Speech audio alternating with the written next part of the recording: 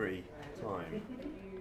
Yes, that's one. So I guess I've sort of done a few introductions in terms of the way to kind of work, and I think James has already told you a bit about the project. So we're sort of looking at kind of contemporary conversations around masculinity. It's a self-funded project because we're interested in it. There's no agenda or kind of client or TV company about to buy it. So this is just kind of a really kind of, I don't know how you phrase that, kind of very honest investigation of what people are saying about masculinity today. So a lot of what I'm going to ask you about is the narratives around masculinity, which I think is certainly kind of your kind of space, really, from what I understand. So, my best. Can I just ask what you can see in?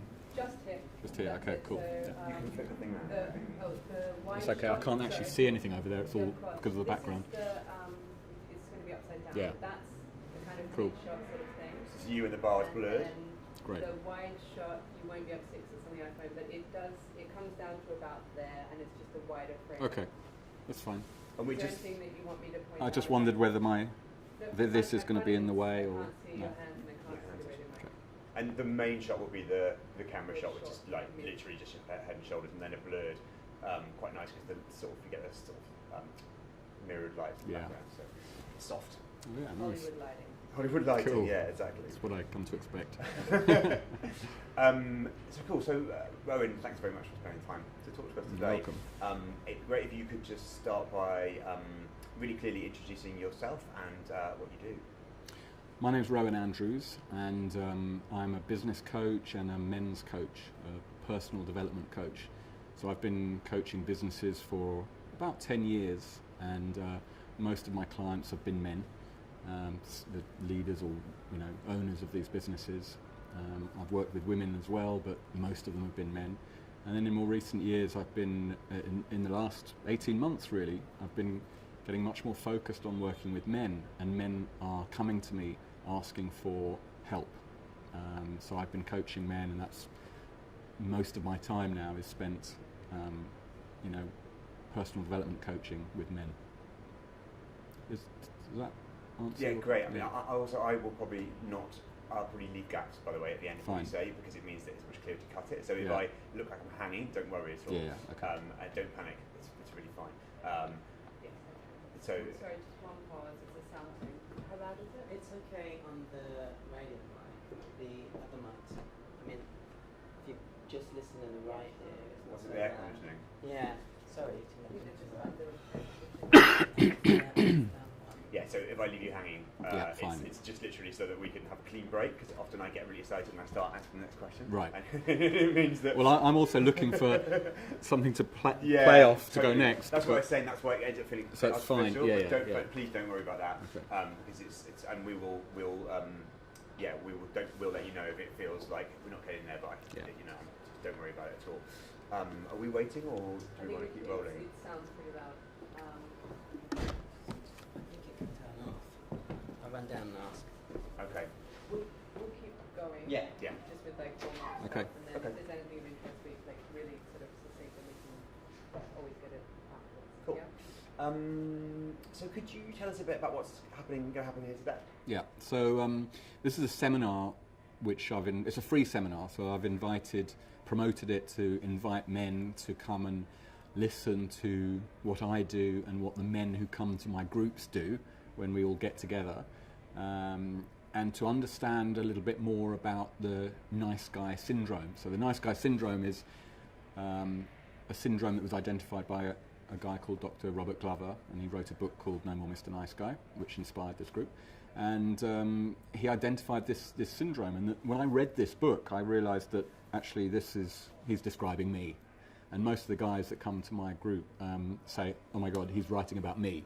So he's really articulated very well the kind of persona, the nice guy persona that men put on in order to really survive life, and it's very unfulfilling. And so I've invited men to come along and hear what I've got to say about that, and what other men might have to say about that, and how the nice guy syndrome shows up for them. So it's going to be quite an interactive kind of evening, certainly the latter part of the evening.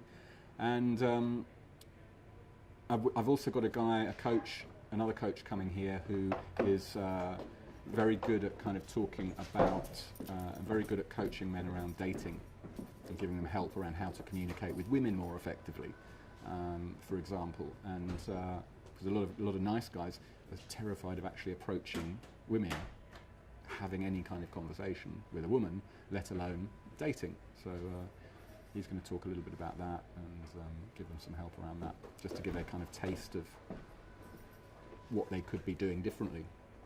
Great.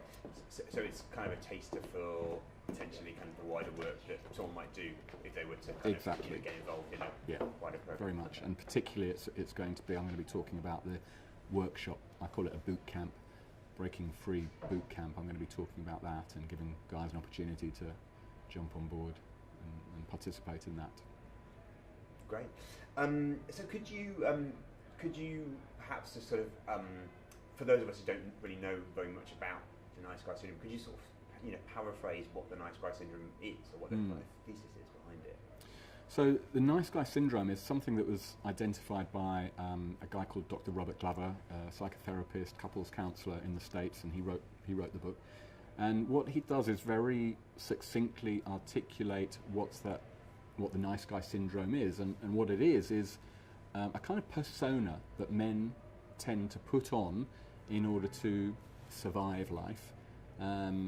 They people please, for example. So they think their strategy for getting what they want in life is to, well, if I please this person, i.e. this woman or my partner or this person at work, my boss or whatever, then I'll get what I need out of life, out of my job or out of my relationship. So people pleasing is a very fundamental part of the nice guy syndrome. Giving in order to get, so giving something in order to get something back. Avoiding conflict. One of the kind of things that nice guys do is make sure that they do not get into any situation which might involve some disagreement or conflict. So they avoid conflict. Now, when you avoid conflict, you don't really get your needs met in any kind of way. People tend to walk all over you and take advantage of you. So often, another aspect of the nice guy is that they're being taken advantage of.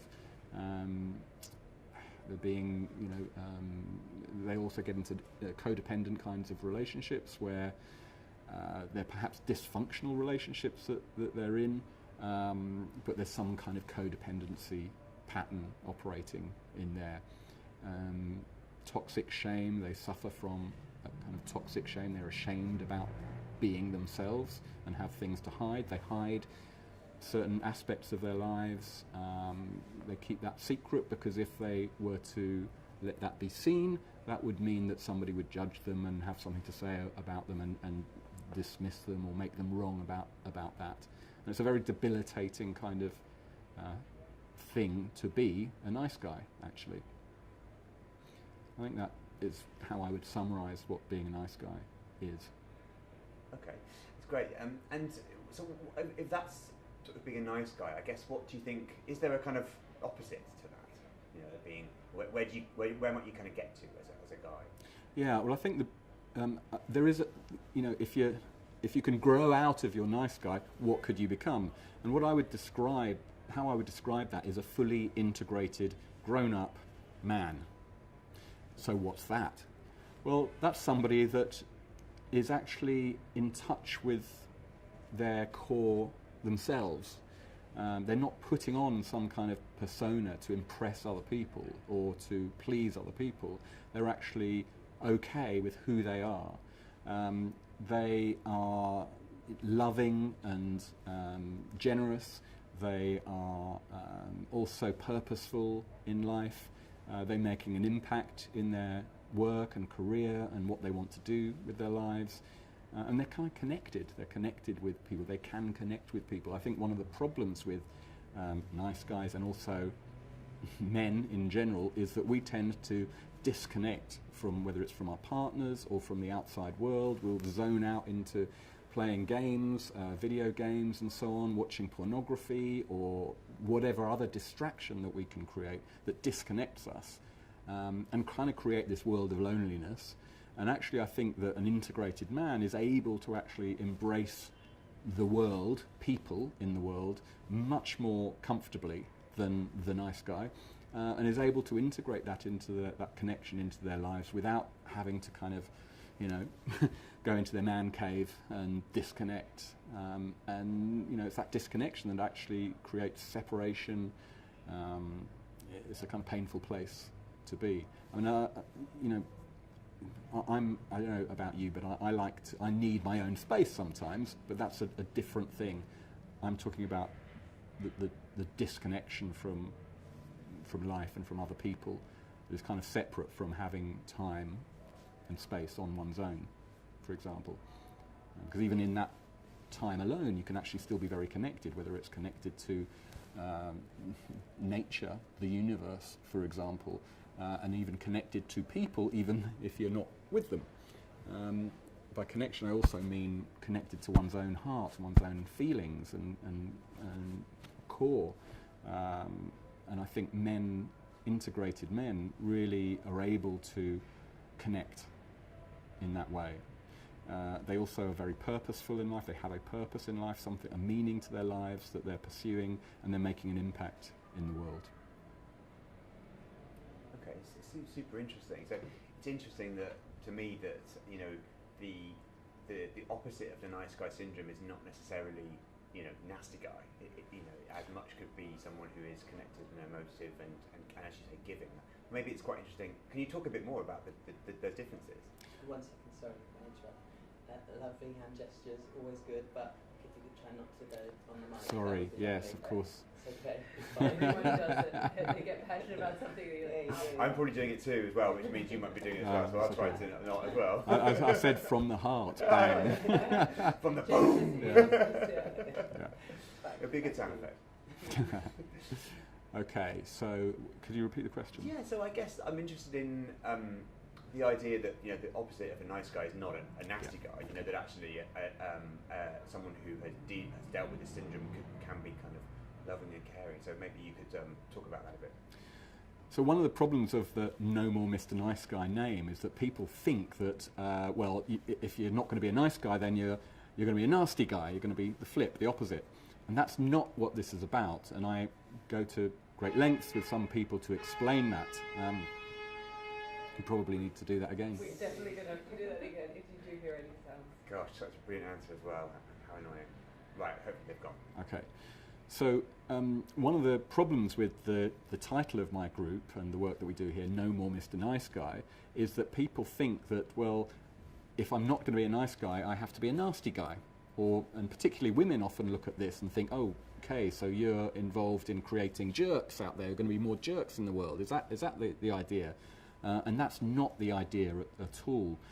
No More Mr. Nice Guy. What we're addressing with this work is the nice guy syndrome, which is actually quite a nasty thing in its own right, because the guy that is trying to survive life and suppress feelings and emotions and hiding themselves from other people, the world, is actually quite resentful of life and other people.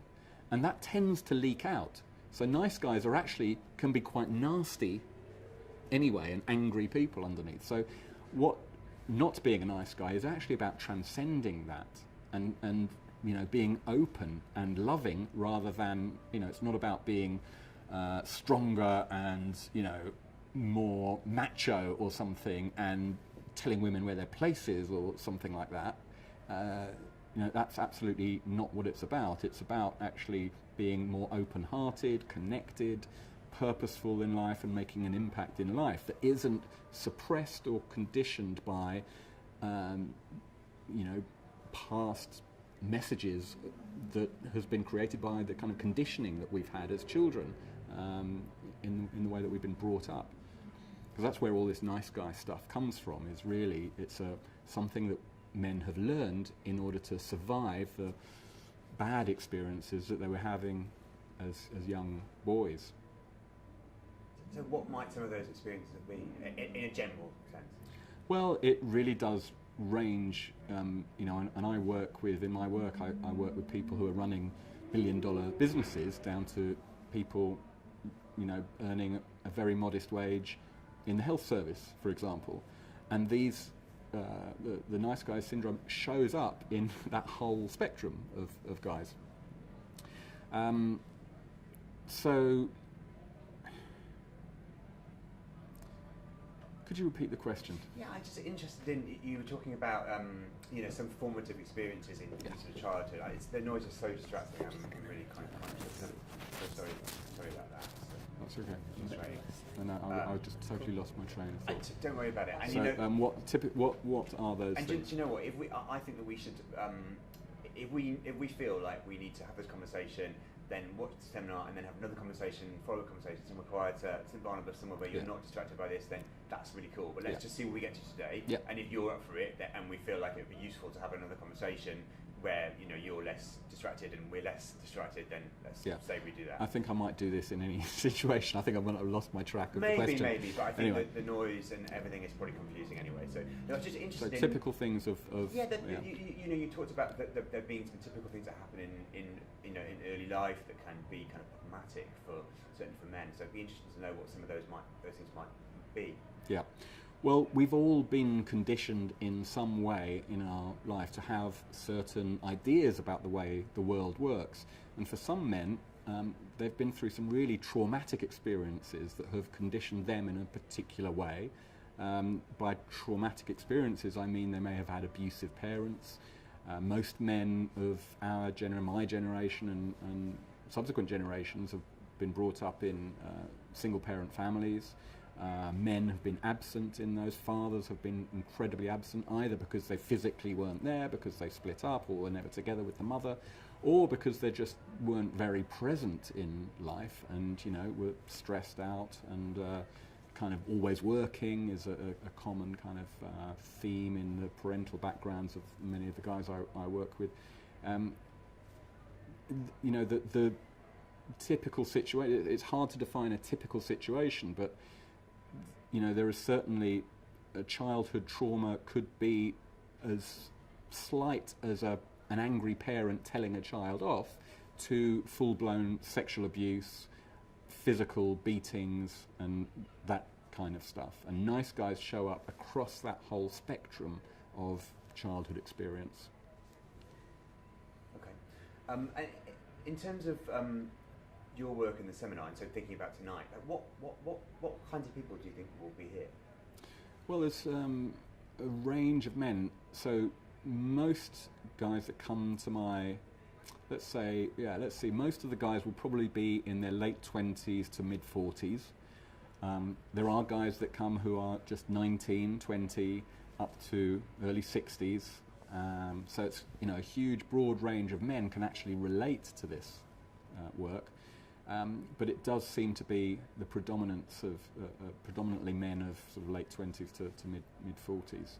They come from all walks of life. Some are running their own businesses. Some are very kind of entrepreneurial. Some are, they're just doing the daily grind, a 9 to 5. They're working for somebody. It really is all sorts. There are a lot of guys who are single, who are really struggling to create or hold a relationship. There are guys that are coming through a bad breakup, traumatic breakup perhaps of a long relationship. There are men who are just really struggling in the workplace to make their mark in work and career. So it's kind of a fairly broad range of people and backgrounds. And how do they find you? Well, I think a lot of men are beginning to hear about this via word of mouth. But I set up what's called a meetup group. There's meetup.com. It's a social platform, and I created some meetings on there. And I started out by having 6 guys show up in a room once a month, and then soon it expanded. We meet 2-3 times a month, and there are 20 guys filling the room. We've run out of space in that room, but it's been through the meetup platform. I've also got a Facebook page, so men are finding me through that. On Meetup, of course, you can do a search and look for men's group, and I guess my group's name comes up. No More Mr. Nice Guy. Men have read the book, and they go on to the author's website, and they'll find me through there. So I'm listed as one of his certified coaches and therapists. I'm not a therapist, by the way. I'm a coach, but he has a section called Coaches and Therapists. How else? I think word of mouth as well, and there may have been some promotional. There have been some promotional. What do you call it? Adverts on Facebook and giveaways and so on that will have raised a little bit of awareness, but mostly it's through the Meetup platform. Okay. And so I'm interested in the certification and relationship you have with with the kind of the book and the kind of original kind of Mr. Nice Guy idea. So what was that process like? Yeah, well, I'd basically recently split up with my wife. This is going back about 4 years, and she'd had an affair. I found out about this affair that she was having, and I wanted to blame her. And I was very, very, very upset. I had kind of my whole life was identified around that marriage, that relationship, the kids that we'd had, the family unit. I thought that was forever, and then suddenly it was disappeared. And I thought, well, I could blame her for that, but I wanted to look at what I could learn from this experience, and what if I was going to take responsibility for this having happened? What would I do? And I thought, well, I've got to look to myself and see where I need to develop myself. So I kind of took a deep dive into my own personal development. I'd been involved in personal development trainings for many years, but this was one that there was certain areas of my life I'd never looked at. One was my sexuality. One was really looking at in depth at relationship dynamics and so on. So I took a deep dive into that, and it was during that process, literally within a month, I think, of hearing this news about my marriage coming to an end, I've discovered the book No More Mr. Nice Guy, and I think it was 6 months later I got on a plane, went to Seattle, met Dr. Glover, the author. He was running a small workshop, and I participated in that. Earlier this year he invited me back and asked me to assist on his workshop back in Seattle, which I did, and that's when we discussed, and I'd already had it in mind to bring him over here for a workshop, and I just pitched that to him earlier this year, back in February, and we decided to go for it. And so we've got a workshop with him as special guest in July. Fantastic. And can you? What was the experience of going to that first workshop with him in Seattle like? Well, it was great to be going to a far off place, and Seattle is a great city. I'd never been there. I do really like America. It's completely messed up country, but it's the amazing things about it that I love. So it was exciting to go there. What I found was that I thought that it was great to be with Dr. Glover himself, that he was that attainable, that reachable, that accessible. And I thought, well, from my experience as a coach, actually there's so much I can add to this experience, to the experience of the men in this group. So it was, on the one hand, great, and on the other hand, frustrating, because I wanted much more depth around the kinds of nice guy issues, and transcending them.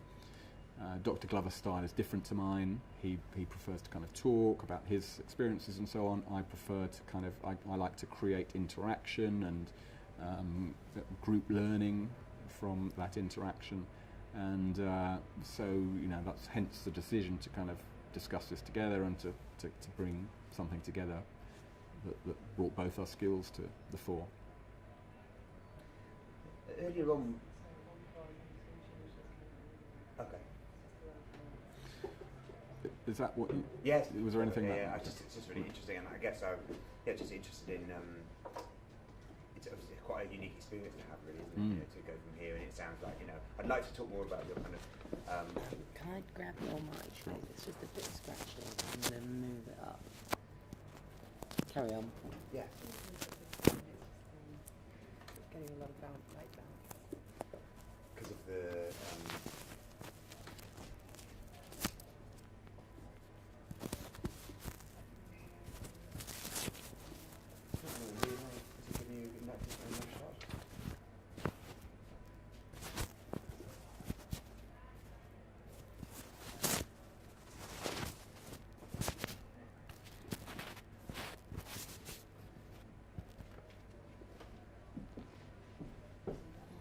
You okay? Yeah. Good. Trying to drink? Yeah. Well, Take the we're opportunity. back. Yeah. Anytime you want to take a pause, Thank you. take a pause. This is really super helpful and super interesting, by the way. I think the difficulty is going to be the fact that we're going to run out of time. Yeah. And I'm going to want to talk to you for ages. No, I'm not allowed to, Okay. but let's cross that bridge when we come We're to it. about halfway. Yes, I'm conscious, yeah. Okay, great. Okay. Everyone good? Yeah. So earlier on, when we started the conversation, we were talking about this room, the fact this room was going to be, full later on, and how there's this kind of growth in the kind of community, I suppose, in a way. Like, why do you think there's been that kind of surge in interest? It's interesting how so many more men are taking an interest in this work, and my workshops and things are growing and growing and growing. And I think it's there is such a need out there, and why that is, I think, is that we're getting much more conscious around the kinds of issues that are affecting men. I think people like Jordan Peterson, who are talking about gender politics and asking some very difficult questions that certainly are provoking responses from the traditional kind of feminist camp and the traditional patriarchal camp, the kind of men's side of the story, and the women, the women in the patriarchy and the matriarchy are kind of battling it out in some way, and it's that kind of intellectual discourse, if you like, is I think raising some consciousness among men around, well, who are they in this place, in this area, in this debate. I think men are also getting very fed up of struggling in life, and we live in such an age where should we really have to be struggling so much in our lives? I think that's incredibly frustrating. I think men are getting sick of trying to be something to please other people, or to please the somehow kind of survive life. I think that's getting very frustrating, and I just think it's reaching a point at which now there's a momentum building around that, as people like me, and there are other groups as well that men can go to, as those become more available, then men are kind of thinking, well, perhaps I ought to be doing this. So I think there's a kind of consensus developing around the need for this kind of work. And do you think that that it is more difficult being a man today? Do you think the struggle is different, or just more talked about? I think there is a struggle for men today, but I think it's probably not much different to how it was for our fathers. We're just a little bit more conscious of it, I think there's the similar kinds of the same kinds of issues, but there's a willingness to address these issues now that our fathers weren't really willing or able to address in the kind of society that they were growing up in. And why do you think that was? Well, I think why weren't they able to address it? Well, I think that if you think who their parents were, and I'm thinking about my own grandparents here, who were bringing up my dad. My grandfather was a Victorian. He was brought up with Victorian values. So those are the kinds of values that were influencing my dad. So to think that he might be exploring and opening up his heart and getting in touch with his feelings and so on, well, he was brought up by a Victorian who probably told him to suppress his feelings and just get on and get up and get on with life. So long as you go out and earn a living, then bring the money home for the family, then you're doing all right. He didn't manage to do that, but that's another story. I won't go into detail on that. But I think that there is an evolution of values that we're experiencing, and if we think it wasn't that long ago that actually we were being influenced by Victorian kind of values, and that sounds very archaic, right? I think we're a bit more grown up now, and we're ready to embrace ideas a little bit differently. Yeah, I think you're right. You mentioned Jordan Peterson just now, and I guess he often comes up in conversations about masculinity today. So I'd just be really interested to get your reflections on the work that he does and the kind of some of the things he talks about. Well, I'm a big fan of Jordan Peterson. I think he's provoking some really interesting debate and asking some really difficult questions that we've not really had answered before, and that we need to address in order to grow and develop as a society, as a species.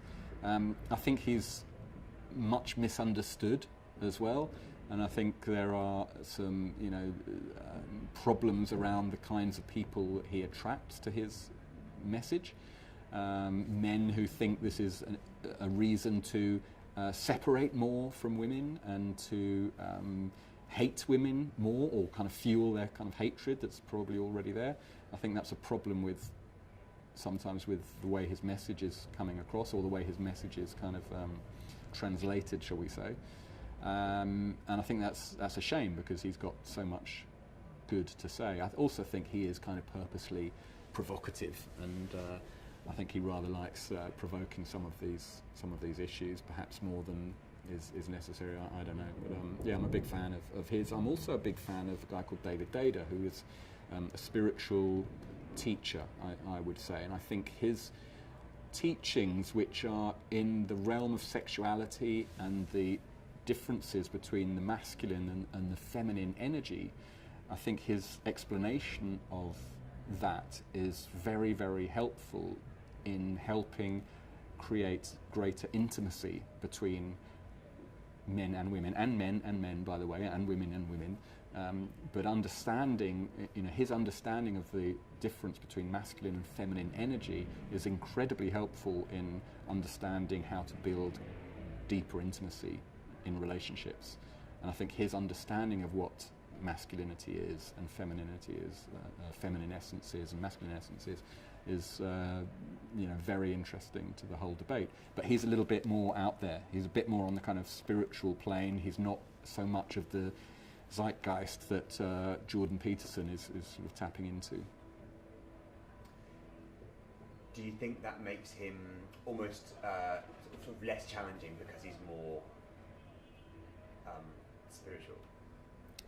Well, he is, he's got his market, shall we say. So it's people who have somehow, or at some level, transcended some of the stuff that I'm talking about here in No More Mr. Nice Guy, and healed a lot of the wounds of their childhoods, and they're looking for more of a spiritual connection. He's really talking to that audience. I'm kind of talking to an audience who perhaps are taking their first steps in personal development, and they're not ready to kind of talk to God just yet, but they're ready to take their first steps in healing themselves and being better versions of themselves. And there's the difference between me and David Dada. Maybe one day I'll be. Yeah. Is that your colleague? Yeah. He can wait. Okay. So, do you think there are more? Do you think there is more breadth in masculinity today? More kind of types of men? I think it's possible to be different kinds of men today than perhaps our fathers were able to be. Does that make sense? Yeah. Let me just think about that for a second. Yeah. There are different types of men today than there were in our fathers' generations, but I think the reality is that our fathers could have been, they had it within their human makeup to be as multifaceted as men are today, but they were, their conditioning was very much narrower, perhaps. Their ideas of what masculinity were much more, much narrower, perhaps, than they are today. And I think there is a tendency in this debate about what masculinity is to try and narrow down the focus of what masculinity is. You've got to be big, strong man, you've got to kind of go out and, I don't know, kill, and, you've got to kind of bring the meat home or whatever. It's that kind of macho, alpha kind of idea of masculinity.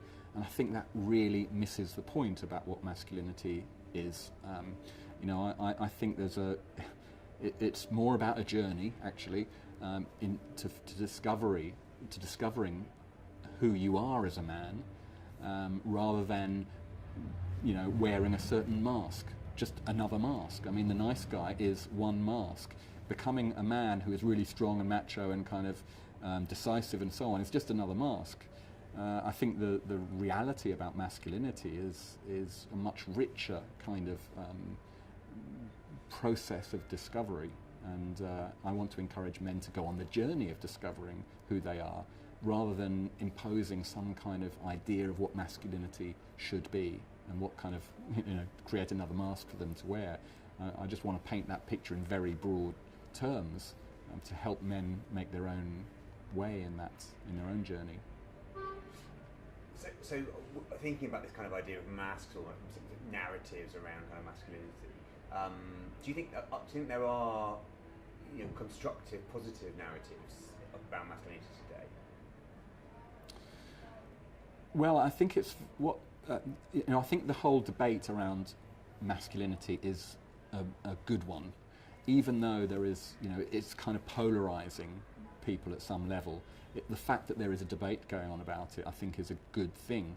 I think the problems are with, for example, the Me Too movement, is that men are feeling kind of being the victim around that, being blamed or feeling like they're being blamed for the faults of people like Harvey Weinstein and others, and that's just kind of, that's not the point.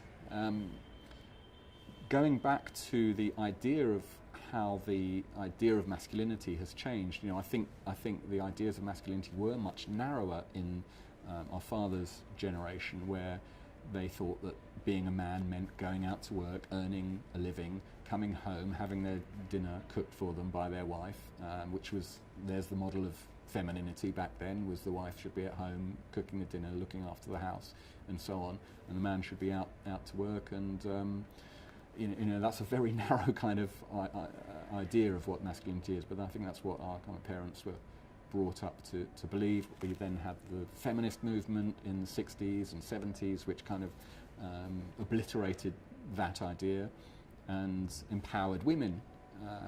And I think now the focus is back on men to think, well, okay, women are kind of sorting themselves out. What do we do? What's our role in this relationship, in the lives that we have? What is our role? And I think that is a very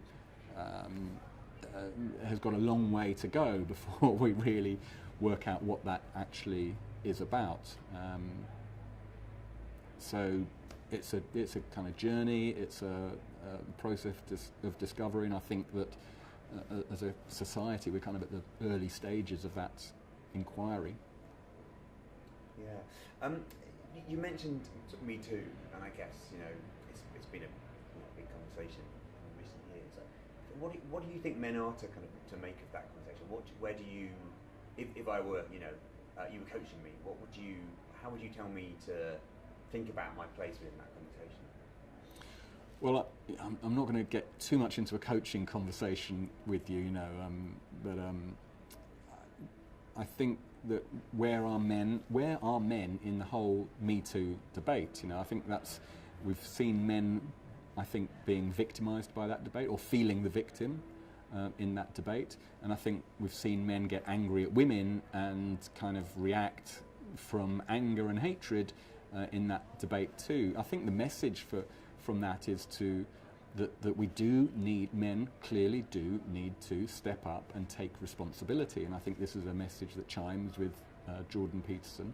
Men just need to grow up and take responsibility. That doesn't mean taking the blame always, but it does certainly mean taking responsibility, how we show up in the world, what decisions we make, given that men are generally in more powerful positions quite often in the workplace. And in other areas, we're seeing all sorts of cases of harassment and sexual harassment and bullying in the workplace directed against women. Men need to step up and grow up out of that kind of behaviour. And I think the Me Too is just another reflection of the need to do that. So if men are to really take responsibility, I don't think we'll see so much of that kind of stuff. But I think it's going to take quite a while for men to kind of get over their upset of how how they see women in this scenario before they'll really step up and take responsibility. Okay. So we've talked a bit about kind of the nice guy syndrome. I guess. So there's within this kind of space of sort of men's work, and you've talked about kind of polarization. So we read somewhere that No Mr. Nice Guy is a kind of was someone called it like the gateway drug for red pill. The Reddit community red pill, which is a particular kind of man space on the internet. I guess I'd just be interested to know what your reflections are on that idea. So a gateway drug to the red pill. Yeah, that was what they said. Who the hell said that? Somebody on red pill. No More Mr. Nice Guy is a gateway to the red pill. Yeah. What do you think how does that make you feel? Well, I get very, very concerned about the male response to this whole gender debate. And I see men doing more of the same old thing, which is to secularize and separate themselves and okay, let's focus on being men. Well, we hate women, so let's talk about let's work out all the shit that they're doing wrong and protect ourselves from that by creating some new ways of defending ourselves and pointing out their shit. The red pill is full of tips and techniques for subjugating women. Actually, it's more of the same old stuff. So I think I really worry about people who swallow the red pill, believing that if I just learn these latest techniques, then I will be better able to cope with life and cope with women, and then I'll be able to survive life and survive relationships and so on. And I think that is dangerous because it's more about separation. And I think that we need to open up and connect rather than separate. We're going to get, I think it's Hare Krishna. Right. It is definitely Hare Krishna. That's not them. No? Yeah, it is. That's not. It's somebody else. I think it's the Hare Krishna. That's what I said. we said, That's yeah. what you said. Sorry, I had the headphones on.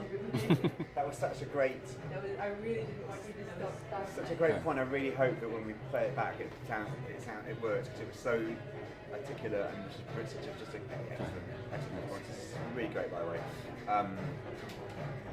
Stop dancing. You're quicker. Hopefully they'll keep weaving their way. Yeah. How are we doing time? We've got 10 minutes. I think. Okay. Is it 20 past then? No.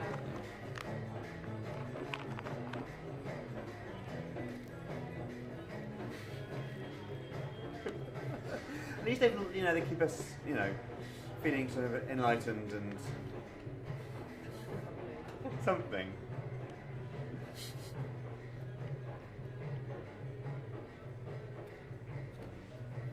Yeah. What is that? Something. I don't want to have to go and walk up and down banging a tambourine. No. Hopefully. Please don't make me do that. No. For enlightenment. I hope sounds like your work is finding other ways to do it that don't involve walking around with the tambourine in Piccadilly. I hope so. They're moving, aren't they? Yeah, it's not quick enough. I hope the band don't take that as an Well, opportunity. they are looking at their phones. They are, but I think they're going to be bang on an hour. It's good I of them. think It's good that they are looking because it means they're definitely Yeah. taking it seriously. They're earning their money. Yeah, they are. Yeah. might need to wait a little bit. Stick it down.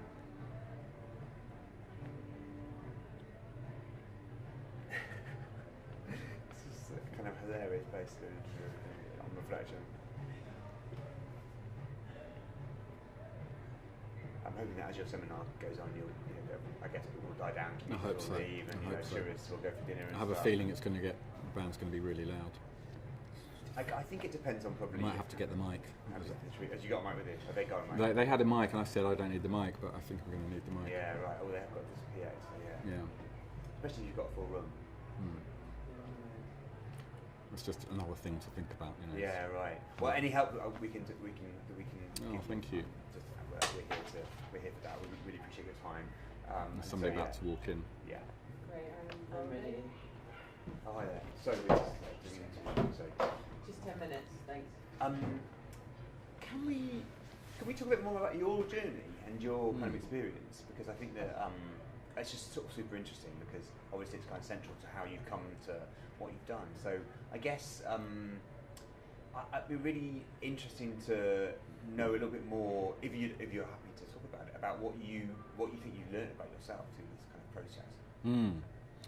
So, as what I learned about myself in the process of my divorce and the circumstances of that was, well, actually how upset I was about life, really, and how unresolved I was, was about certain things that happened in my life and in my childhood and everything.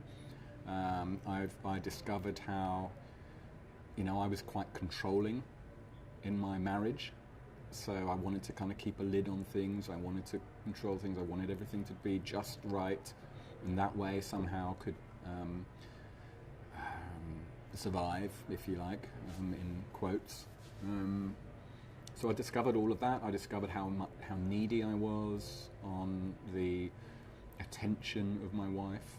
I discovered how I wasn't really focused on myself and what I really wanted out of life. I was very concerned about her all the time. I wanted to make her happy, and I discovered that, well, why am I spending my life just trying to make this person happy? That's really up to her. What if I was to look after myself and take care of my own happiness? And actually, by the way, I don't think happiness is the greatest thing in the world. I'm with Jordan Peterson on that. But if I was to focus on my own needs, how would that be different? So I've learned all of that, and I've really seen how my own kind of identity, shall we say, was so precious to me that I didn't want to have it threatened in any way, and that has kept a lid on my life to some extent, and my divorce and separation and divorce has really enabled me to kind of rip up that old identity, and because it literally had burned itself out. It had come to an end. It needed to die. And life is much more interesting when you kind of create yourself anew, literally day by day, without being kind of informed by the past. And I think that's a very interesting journey to go on. I'm trying. I'm not succeeding. I'm failing all the time at that. But it's much more interesting trying that journey, pursuing that, rather than not. So interesting. And how do you feel now? How do I feel now? Well, funnily enough, not much different to how I probably felt 4 years ago. How I feel excited about life. I feel challenged by life in a way that I was always challenged, but around small things, I feel much more challenged around, well, how do I make this big? How do I help more men in this? It's a much more interesting kind of a challenge. I feel very excited about that. I still get, I still have problems about that. I still struggle. I still want to disconnect. I still want to go into my man cave, as it were. I'm a very introverted character anyway, so I like lots of time on my own in my own space and so on. So learning to kind of break out of that is challenging, but also interesting. I'm having different kinds of conversations with existing clients who I've perhaps worked with for some time, and they're, as I'm changing and hopefully evolving, I think they're seeing the benefit of that. I think my kids are as well. I hope they are in some way. But it's still challenging being a parent, being a human being, trying to make a living, and all of those things is difficult for anybody. And it's still a struggle. More exciting and interesting. Can I jump in and just ask, would you define yourself as a nice guy before? Definitely. Oh, sorry, you direct Yeah, that to yeah. yourself. So, I was a nice guy. I mean, in my marriage, I put my wife on a pedestal. I was totally concerned with her happiness and her interests much more than my own. I kind of, so long as she was happy, I was okay. Sorry. I think I'm early, right? Well, we're just filming within the 5 minutes. Sorry. One of our guests for tonight, I think. You see, you get all sorts. Yeah. It's like he's a pretty smart guy, by the looks of things. So, you know, I was a classic nice guy, you know, and when I looked at myself and how I showed up in my own marriage, you know, I had my wife on a pedestal. I was totally interested in in making her happy, really, not really concerned about my own happiness. And I was very controlling, trying to keep everything under control, trying to keep a lid on things. That's, you know, classic kind of nice guy stuff. I didn't really show up in many ways in that relationship as, you know, as a man. You know, I didn't. I was more of a friend, I think, in that relationship, which was great, lovely, and I have a fantastic relationship with with my wife, ex-wife, that I absolutely love, and I'm so grateful for the marriage that we did have, even though it went the way it went, in the way it went. I wouldn't change any of that for anything. Do you think that nice guys are more, are less, the word not good, but less good for women than guys who dealt with their nice guy syndrome, and how? Yeah, I think that women, and what I'm talking about is the feminine essence, let's say. What the feminine wants is the masculine, and it's that kind of arc of polarity, or it's the polarity between those two kinds of energy that creates spark in a relationship.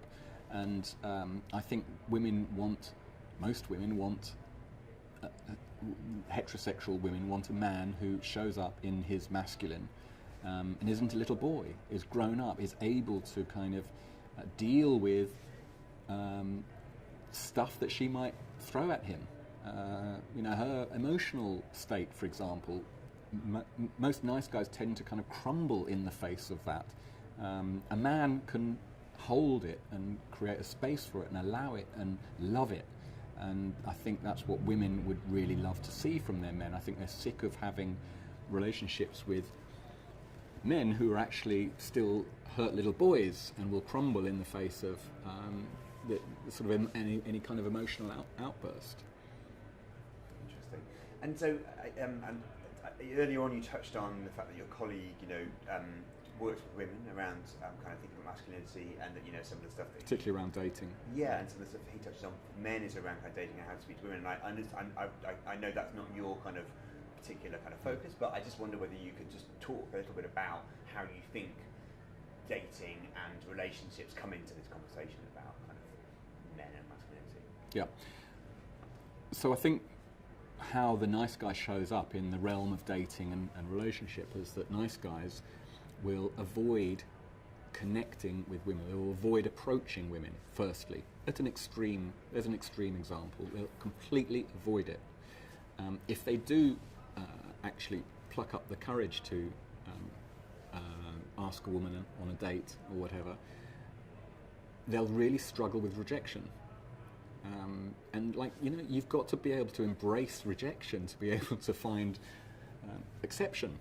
So, to be accepted and to find that date. So, you know, if you go around avoiding rejection, you're not going to get very far.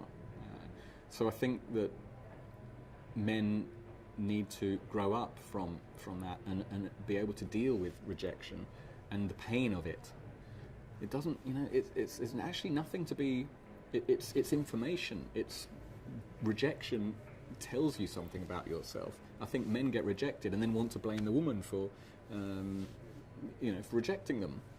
Or they don't know what they want. They, you know, she should know better. I'm a great guy. You know, well, that's bullshit. Rejection is such great feedback about how you're showing up, and whether you're creating an attraction or not. And by the way, attraction's nothing to do with how you look. Women will, you know, connect with the energy that you are.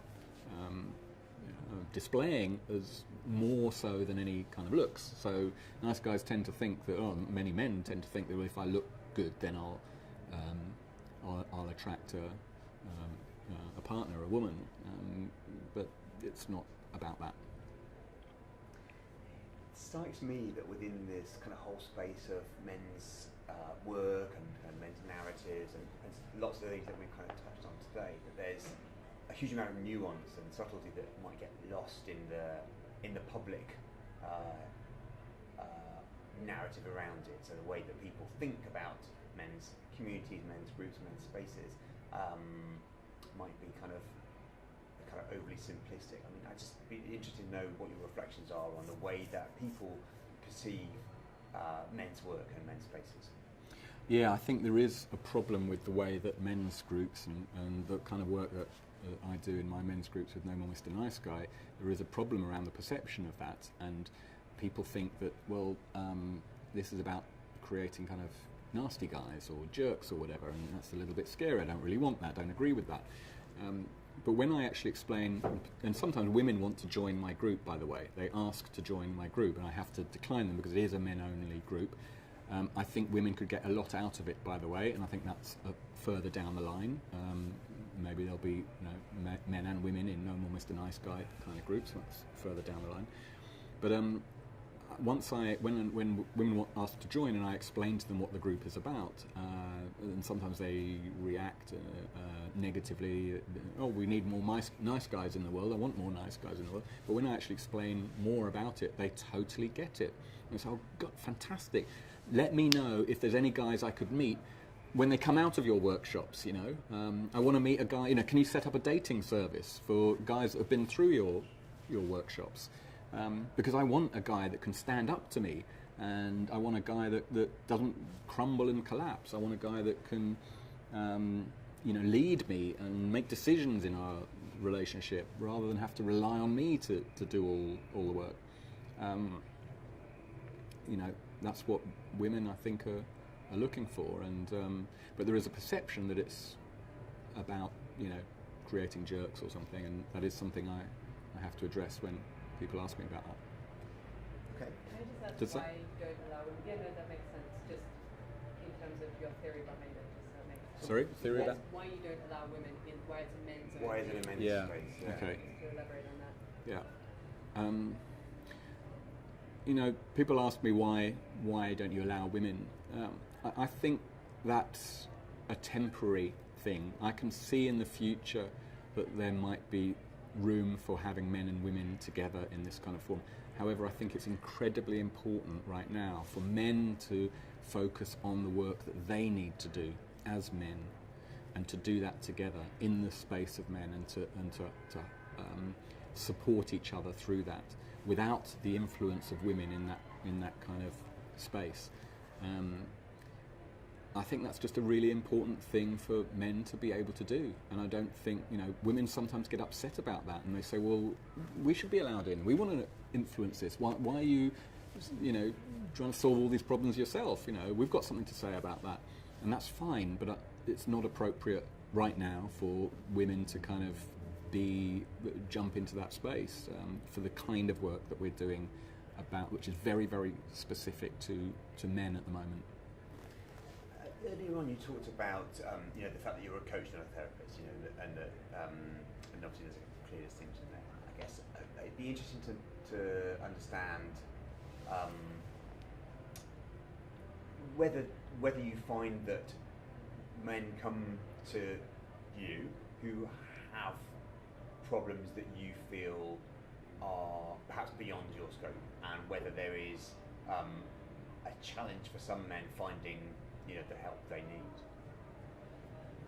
So a lot of men that come to me who perhaps I normally wouldn't see are coming to me having been through therapy, and they want a coach, somebody who's less focused on the past and more focused on what they need, how they want to create themselves for the future. And I don't know why they come to me. They come to me because they get something that is valuable to them. They get the kind of help from somebody who's been through the journey and is going through the journey and can help and can really, really relate to them in a way that perhaps traditional therapists can't or haven't been trained to or whatever. I'm quite a naturally empathic person, apparently, so I think people, I'm quite easy to talk to, for example. I've been doing this a long time now as well, so hopefully I'm quite good at it now. But I think people get a different answer, men get a different answer from me and a different kind of experience than they will from a therapist.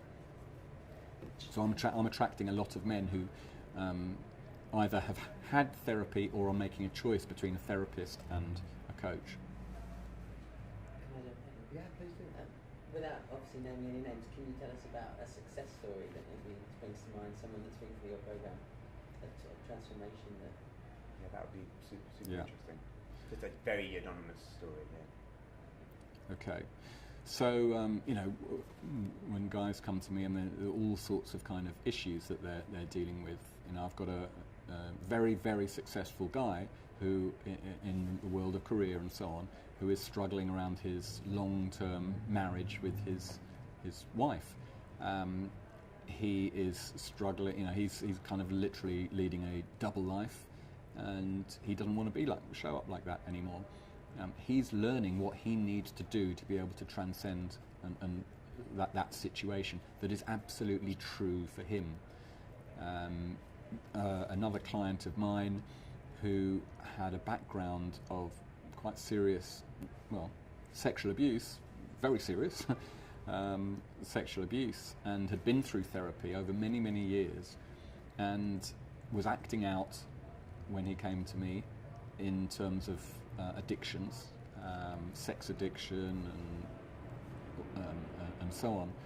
He's managed to recover from his addictions. He's feeling himself much more emboldened as a man and as and getting in touch with his kind of who he really is, and totally transforming his life. He's not seeing prostitutes anymore. He's not masturbating to porn anymore. He's starting to pursue a life that he really wants for himself. He's been through all sorts of grief that I've helped him recover from, and he's putting a lot of that trauma from his past child